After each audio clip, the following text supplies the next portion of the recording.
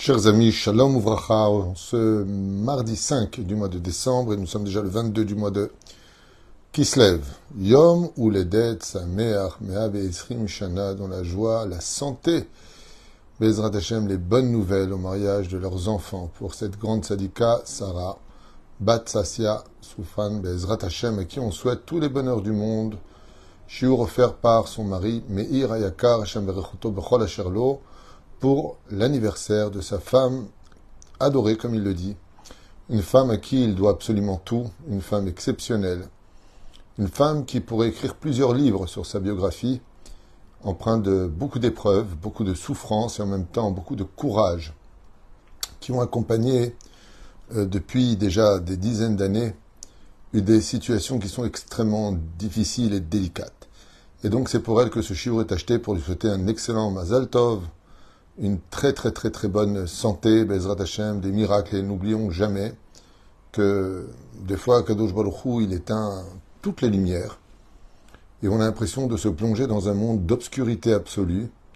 On ne sait pas où on met les pieds, mais d'un coup, il y a les lumières de Hanouka, il y a les lumières de la vie, les lumières de l'espoir, qui remontent à la surface, et puis d'un coup, on se rend compte que ces tunnels obscurs dans lesquels nous avons marché sans savoir où on posait les pieds chaque jour de notre vie, en fin de compte, nous amener vers une grande réussite. C'était le podium des championnes de la génération. Comme ça nous dit la Gemara, qu'à la fin des temps, Bezrat Hashem, c'est par le mérite des femmes d'Israël que le monde vivra la Géoula. Alors c'est vrai qu'il y a des femmes qui ont des grandes bouches, des femmes qui ont un côté très masculin, qui n'ont plus peur de rien, qui n'ont plus rien à perdre aussi de l'autre côté. Et puis, comme vous le savez, Isha Bona, Isha Oreset, le Talmud nous dit, nos Chachamim nous disent, la Torah le rappelle, la femme construit ou la femme détruit. Une femme peut construire un monde et puis une femme peut faire tomber des millions d'hommes. Comme malheureusement dans tous ces réseaux sociaux où le côté impudique de toutes ces femmes attire le regard de l'homme et les font tomber malheureusement dans la déchéance et dans, malheureusement, je dis bien malheureusement, des comparaisons avec leurs propres épouses.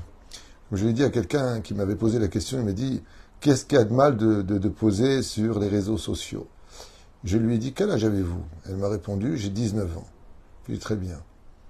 Imaginez que vous soyez un homme, donc attiré par le côté féminin, et que votre femme à côté vous ait donné déjà 5 enfants.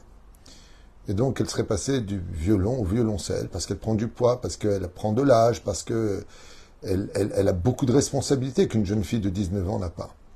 Quand on est un homme, même si on prend de l'âge physiquement, comme on l'a vu avec Yosef Hatzadik, avec la femme de Poutifera, il y a ce côté qui peut mener un homme à faire des comparaisons. Je lui ai dit, toi, sans le savoir, tu peux avoir des yeux qui te regardent et qui, malheureusement, vont faire des comparaisons avec sa femme qui est juste à côté en disant, peut-être c'est mieux d'avoir 2 de 20 ans qu'une de 40 ans.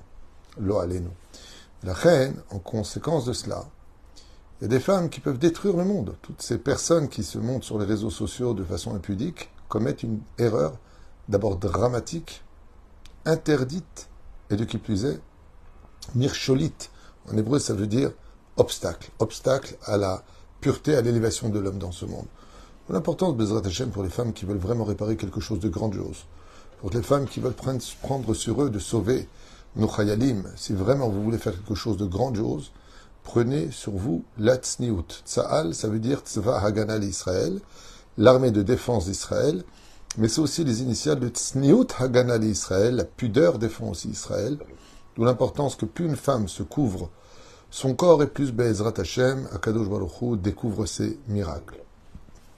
Oufren, la Gemara nous dit qu'à la fin des temps, Besrut Nashim Tzadkaniot Igalou Beni Israël. Les enfants d'Israël seront sauvés. Alors bien sûr, il y a le côté pragmatique et pratique. La pudeur, le kissouille de la femme mariée, les jupes longues, le fait qu'elle ne parle pas des uns et des autres, qu'elle prie pour son peuple, qu'elle pousse son mari à la réussite, qu'elle ne le laisse pas fauter. Comme je dis souvent, des fois en plaisantant, il y a 2 semaines de nida, après elle a mal à la tête, après elle est vexée, après elle est fâchée, après elle n'a pas envie. À un moment, il faut bien que le mari il retrouve son épouse. Donc c'est compliqué, c'est très compliqué d'être une femme. Mais de l'autre côté, elle peut le sauver de tout. Et la reine, il y a ce côté-là, où elle est responsable de la cache-route de la maison. C'est elle qui, en général, prépare à manger, de façon générale. Donc, tout ce que va manger la famille passe par sa responsabilité, la pureté familiale. C'est elle qui définit par rapport à ses comptes, quand est-ce qu'elle est nida, quand est-ce qu'elle n'est pas nida.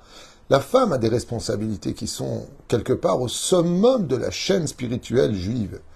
La reine, c'est la femme qui fixe le judaïsme. Et puis, à part ce côté religieux et pratiquant, il y a quelque chose chez les Bnot Israël qui sera très dur à la fin des temps. Comme elle le fut au fur et à mesure du temps, depuis la sortie d'Égypte. À la fin des temps, on retournera dans un espace d'esclavage, non pas celui de Pharaon, mais celui de la maison. Ce qui fait que les épouses, les jeunes filles, les femmes d'Israël, n'ont pas une vie simple. Non seulement elles ne sont pas forcément comprises dans ce qu'elles font, rarement complimentées pour ce qu'elles ont fait, et le pire de l'histoire, c'est qu'elles ne sont pas comprises aussi en tant que femmes, car les femmes ont des changements hormonaux, les femmes ont une vision de la vie, de la compréhension et de la réception totalement différente de leur mari. Le pire de l'histoire, ce sont les souffrances des femmes. Les femmes souffrent beaucoup. Alors des fois, elles ne souffrent pas beaucoup, mais leur réception de l'épreuve donne des dimensions, certes exagérées pour nous, mais qui pour elles sont dans leur contexte. Alors nous on dit, faut pas exagérer, tu dramatises tout. Non, je suis juste une femme qui, avec ma vision des choses, avec mon sixième sens, des fois va même chercher des problèmes là où ils ne sont pas, mais ils pourraient peut-être venir, alors j'en ai peur. Ce qui fait que la femme vit des choses qui sont quand même très très compliquées. D'être une femme de par soi-même, c'est un monde, un univers de complexité absolue. Local, mamache, c'est pas facile du tout. C'est souvent à elle de comprendre la situation, de comprendre les enfants, de comprendre les beaux-parents, de comprendre le mari, de comprendre les voisins. C'est souvent la femme qui joue ce rôle, et quand elle se la ramène un peu trop, on lui demande de se calmer, et que. Il y a les souffrances aussi de la vie qui peuvent s'annoncer par le fait d'être veuve. Nous connaissons beaucoup de femmes, malheureusement, qui vivent cette situation, où il n'y a plus d'hommes à la maison. Et donc c'est elle qui transporte le poids de 2 personnes pour une famille entière. Il y a ces femmes qui vivent dans une précarité telle que quand on leur demande qu'est-ce qu'on mange Shabbat, elles regardent par la fenêtre le ciel en disant Hachem, qu'est-ce que je peux préparer quand le frigidaire est vide. Puis il y a ces femmes qui n'ont même pas de mari à la maison parce qu'ils sont toujours dehors, parce qu'ils appartiennent à des sectes ou à des addictions, ou qu'ils n'ont pas envie d'être à la maison parce qu'ils en ont ras-le-bol. Ce qui fait que toutes ces situations de souffrance et de maladie, de précarité financière, de ne pas avoir la chance, comme certains l'ont, de marier leurs enfants. Il y a énormément de jeunes filles aujourd'hui qui n'ont pas désespéré, mais qui rêveraient de trouver une personne normale avec qui partager sa vie. Une personne qui soit présente pour elle, comme elle le sera pour lui. Une personne qui saura la regarder sans faire de comparaison avec ce qu'il y a de mieux, au lieu de regarder ce qu'il y a de moins bien. C'est pas évident d'être une batte Israël en 2023 de l'ère vulgaire, bientôt 2024. C'est pas évident. C'est pas évident de paraître si transparente face à une génération qui vit dans le paraître, dans le virtuel, dans l'expression d'exister à sa façon. Comme je le dis souvent, exister pour l'autre, aimer l'autre, c'est être présent comme lui a besoin de cette présence, que lui a besoin de cet amour. Des fois, tu vas vouloir aider une personne qui est dans un trou de 4 mètres de profondeur, et tu lui lances une corde qui fait 1,50 m de profondeur. C'est vrai que tu as fait quelque chose de courageux et de bien. Tu l'aides, mais tu l'aides en rien, car il n'a pas encore la distance nécessaire pour attraper cette corde et sortir du trou dans lequel il est. Et c'est pareil pour les femmes. C'est pour cela que j'aimerais dire une phrase tellement importante dans cette génération qui je reconnais peut-être discutable. C'est discutable. Je n'ai pas la science infuse et je ne dis pas que forcément des vérités absolues. Il y a peut-être d'autres façons de penser. Mais ce qui est sûr, c'est que moi je dis tout le temps, dans la vie, que ce soit vis-à-vis de ta femme, de ta famille, de tes enfants, de ton travail, peu importe où tu te trouves, je dis, fais ce que tu as à faire. Sans rien attendre de personne. Fais juste ce que tu as à faire. Parce que si tu descends au niveau médiocre, surtout aujourd'hui dans cette génération particulièrement difficile, de l'ingratitude où tout est vu comme un dû, alors il est certain que tu seras tué sur le chemin avant même d'être déçu de l'autre. N'attends rien de personne. Et pourquoi je vous dis ça? Parce que malheureusement, beaucoup de femmes, beaucoup de couples qui débarquent les uns après les autres, ne serait-ce que dans mon bureau jour après jour, vivent des situations extrêmement pénibles, extrêmement difficiles, où la femme devient de plus en plus homme. Souvent, leur tanote, c'est de dire, oui, mais c'est normal que je prends le rôle de l'homme, c'est pas un homme. C'est vrai que l'homme doit aussi jouer son rôle d'homme. La question, est-ce que la femme va le laisser jouer ce rôle? Est-ce qu'il y a un équilibre entre eux? Car quand on veut laisser une place à quelqu'un, il ne faut pas l'occuper. Alors de l'autre côté, il faut aussi lui faire confiance, même s'il crée des erreurs par la suite. Et c'est pour cela, chers amis, que dans la situation actuelle, qu'on n'oublie jamais que la force la plus élevée d'une femme, c'est sa féminité. C'est cette voix douce, cette voix de réflexion. J'ai fait un cours que je trouve, un de mes meilleurs cours que j'ai fait sur les 6000 cours qui sont sur le site de Torah Traim, qui s'appelle « Ah bon ». Moi, une des choses qui m'a le plus charmé dans mon mariage avec mon épouse, que Dieu la bénisse, c'est que quand je l'ai connue, et je suis encore jusqu'à maintenant, elle a cette extraordinaire réflexion de dire « Ah bon ?» de laisser l'autre, eh bien, intervenir dans ses explications. Et puis lui donner aussi le sentiment qu'il peut lui apporter quelque chose de nouveau. C'est tellement merveilleux quand on est face à quelqu'un qui laisse la possibilité à l'autre de pouvoir aller jusqu'au bout de ce qu'il avait à dire et peut-être de lui apprendre quelque chose qu'il ne savait pas. Ah bon, regardez ce cours. Parce qu'en général, aujourd'hui, c'est à peine tu parles, c'est pas du tout, t'as rien compris, tu comprends rien. Et vous avez deux personnes qui regardent les informations, ils en font une discussion, ils n'ont même pas commencé, qui sont déjà en désaccord, on dirait qu'ils vont se frapper.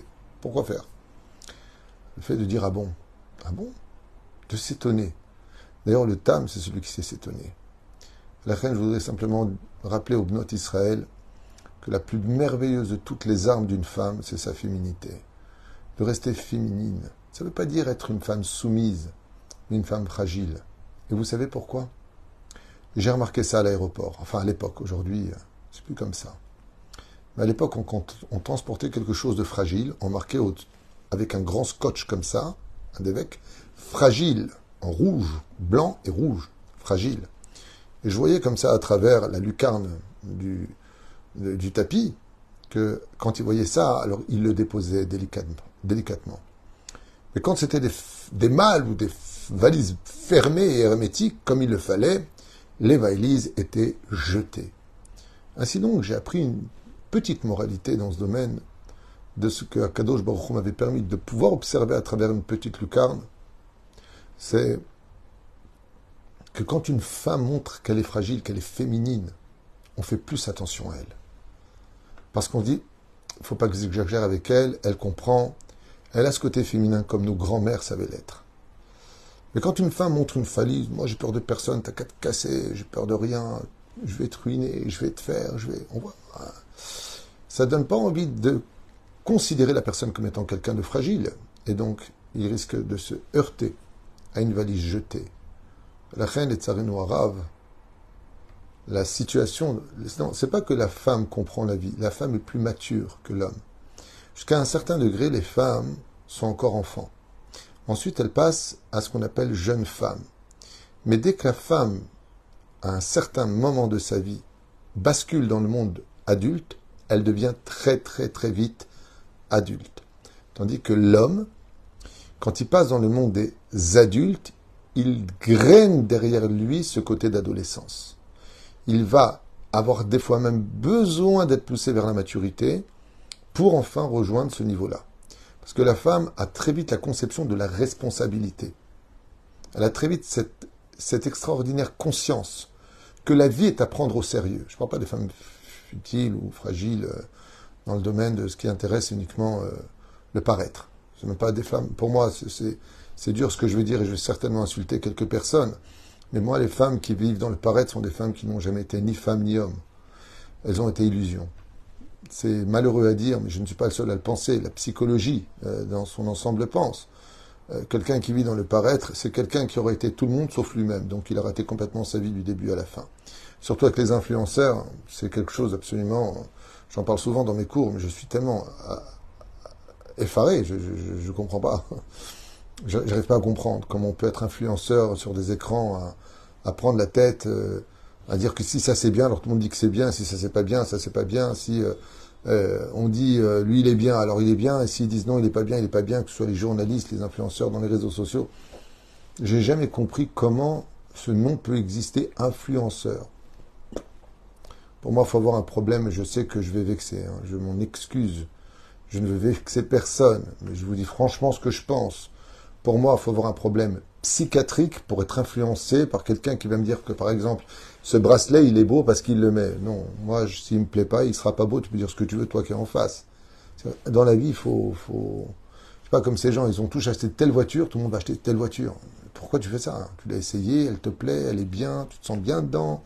Est-ce que c'est pas un peu trop cher, c'est pas un peu trop... J'ai pas compris comment on peut être influencé. J'ai jamais compris ce concept de la vie des influenceurs qui... une fois, Madonna avait mis une casquette de quelqu'un, elle a pris en photo par un journaliste, le mec, il a vendu 2 millions de casquettes en même pas 2 mois. Même pas 2 mois, parce qu'elle avait mis une casquette stamp pour l'essayer. C'est gentil, mais moi, elle peut mettre autant de casquettes qu'elle veut, Madame Madonna. Je ne mettrai jamais sa casquette, même si elle l'a mise 1000 fois. Je ne vois pas l'intérêt. Si elle ne me plaît pas, je ne la mettrai pas. Enfin bon, c'est encore un autre sujet. Mais c'est important de le dire, ça me tenait à cœur. La reine Bezrat Hashem, chers amis, il y a ce courage que je voulais révéler avec vous, de ces femmes qui souffrent énormément de la précarité, qui doivent tout préparer, qui doivent se débrouiller. Cette terrible situation des maladies, où la femme n'a pas trop le droit de se plaindre. Comme un jour, une femme m'a dit, c'est même au Rav Tutu, j'ai même pas le droit d'être malade, et je suis malade. Je lui dis pourquoi? Elle m'a dit, mais qui va s'occuper de la maison?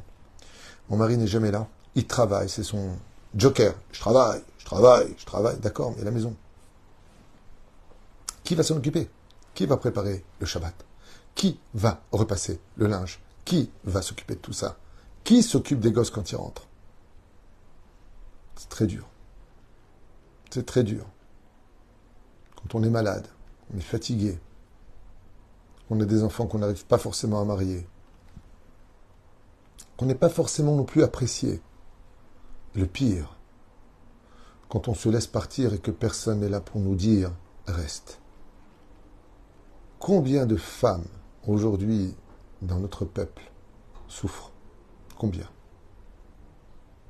Je ne parle pas des disputes futiles que je peux entendre. Ouais, je comprends pas, on est déjà parti au Portugal, je vais aller en Espagne. Je ne parle pas de ça. C'est même pas des sujets de cours, de discussion, même de réflexion. C'est tellement nul et non d'avenu que Bémet, chez le Oneda.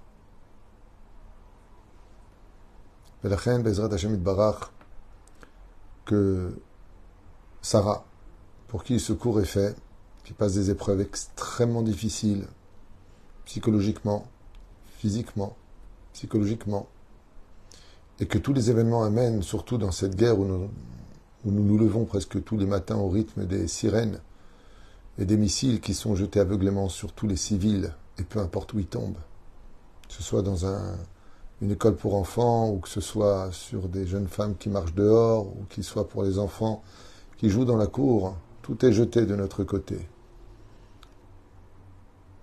Bezeinyan, Bezrat Hashem, que par ce mérite-là, qu'avec toutes ces souffrances, ces femmes tiennent, se battent pour vivre et n'attendent pas la mort comme une libération, qui continuent de croire, ce sont ces femmes-là qui nous donnent le courage de continuer à vivre.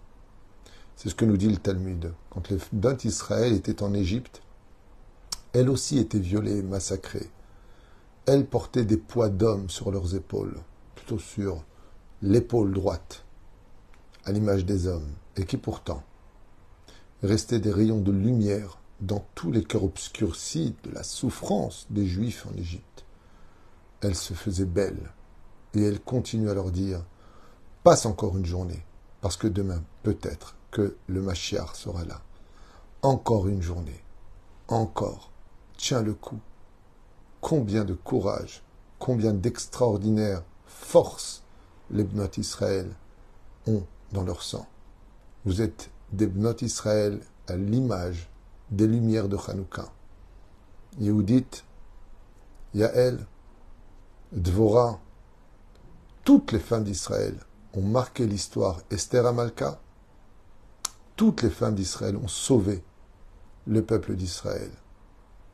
La main haute et le regard souriant pour dire que le désespoir n'existe jamais. Il y a deux façons de le vivre. Ou tu étudies vraiment de la chassidoute et tu te remplis d'émouna, ou tout simplement tu te plonges dans le courage de tes femmes, celles qui t'entourent, celles de ta maman, celles de ton épouse. Tourne-toi vers leur vie et tu comprendras qu'elles ne disent pas qu'il n'y a pas de désespoir. Elles le vivent tous les jours de leur vie.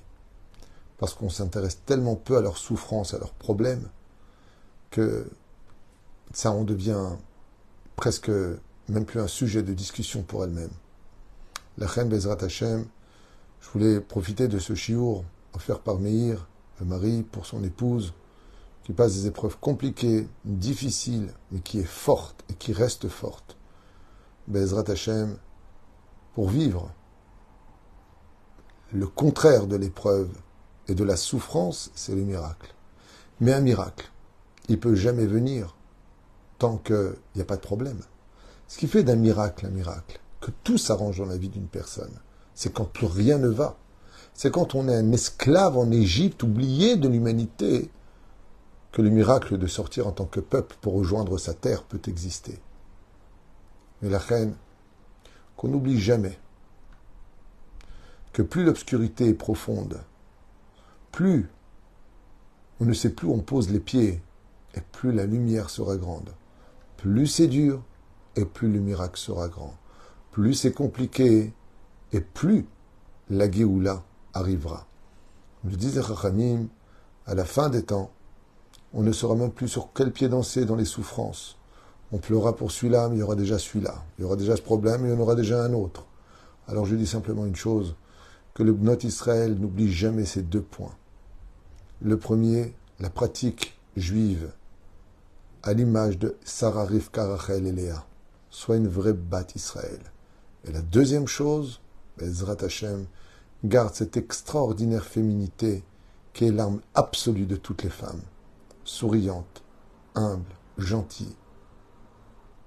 Tu verras qu'avec ce genre de langage, et je vous affirme, chers amis, que très souvent, dans ce bureau, pour les Shlom Bayit, quand je dis ça à certaines femmes qui sont sous pression, qui sont énervées, le mari dit à chaque fois, tu sais ma femme, si tu me parles et quand tu me parles devant le Rav Tuitou, je ferai ce que tu veux à la maison. Mais tu es trop dur, tu parles des fois trop durement. Oui, mais je suis fatigué, oui, mais je suis un peu plus tzodeket. Mais comme je le dis souvent, chers amis, ce qui compte, c'est le résultat. Donc, Bezrat Hashem, que vous ayez encore cette force juste avant la Géoula qui s'annonce de jour en jour, qui avance à grands pas. Bezrat Hashem, pour ce birour qui est en train de se faire au sein des nations du monde, birour, c'est-à-dire l'éclaircissement de qui et quoi. Pour ceux qui comprennent ce langage. Parce que une grande lumière va bientôt se reposer parmi nous pour nous éclairer et nous faire sécher toutes ces larmes de souffrance en larmes de joie. Comme le dit le roi David dans le 137e Teilim, Azoraim bedimaa berina yektsoro.